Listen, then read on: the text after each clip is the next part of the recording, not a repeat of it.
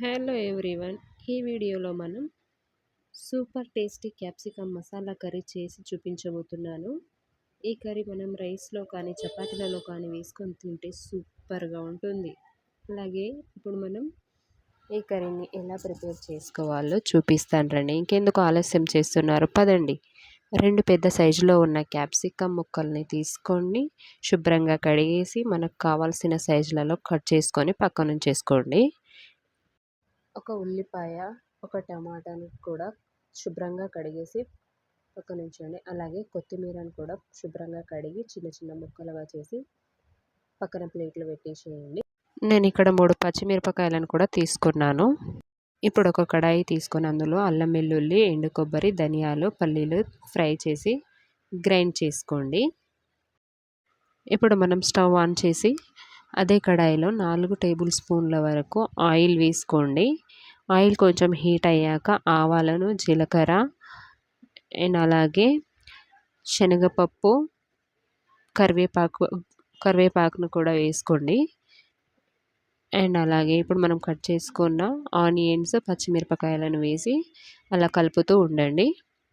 ఇలా మనం onions, పచ్చిమిరపకాయలను fry చేసుకున్న తర్వాత అందులో 1 టేబుల్ స్పూన్ ఉప్పు, పసుపు, కారం తగినంత వేసుకొని మనం ఇప్పుడు ఆల్రెడీ కట్ చేసుకొని ఉన్న క్యాప్సికమ్ ముక్కలను కూడా వేసుకొని అలా కలుపుతూ ఉండండి.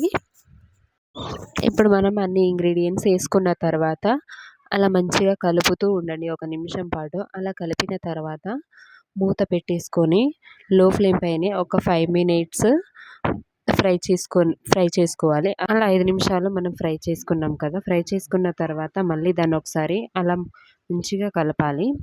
నెక్స్ట్ మనం కలిపిన తర్వాత మనం ఇంతకుముందు ఆల్రెడీ గ్రైండ్ చేసుకున్న పేస్ట్ను అందులో వేసుకొని మంచిగా కలిపేసుకోవాలి.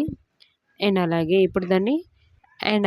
ఇప్పుడు 1 గ్లాస్ ఆఫ్ వాటర్ వేసి కలిపేసుకోండి. అండ్ 1 టేబుల్ స్పూన్ ఆఫ్ ధనియా పౌడర్ని కూడా వేసుకొని మంచిగా కలిపేసుకోండి. ఇప్పుడు మనం దానిపైన మూత పెట్టేసి మంచిగా కుక్ చేసుకోవాలి. నెక్స్ట్ మనం కొత్తిమీర కూడా యాడ్ చేసుకున్నాం. అండ్ అలాగే ఇప్పుడు ఒక ప్లేట్లో తీసుకొని దాన్ని సర్వ్ చేసుకోవాలి. కర్రీ అయితే రెడీ అయ్యింది. ఫైనల్గా మన కర్రీ అవుట్పుట్ వచ్చేసి ఇలా ఉంది. మనం ఇప్పుడు ఈ కర్రీని రైస్లలో కానీ చపాతీలలో కానీ వేసుకొని తింటే సూపర్గా ఉంటుంది. ఈ క్యాప్సికమ్ మసాలా కర్రీ రెసిపీ కనుక మీకు నచ్చినట్లయితే తప్పకుండా ఒకసారి ట్రై చేయండి. ట్రై చేసి ఎలా ఉందో కామెంట్ చేయండి.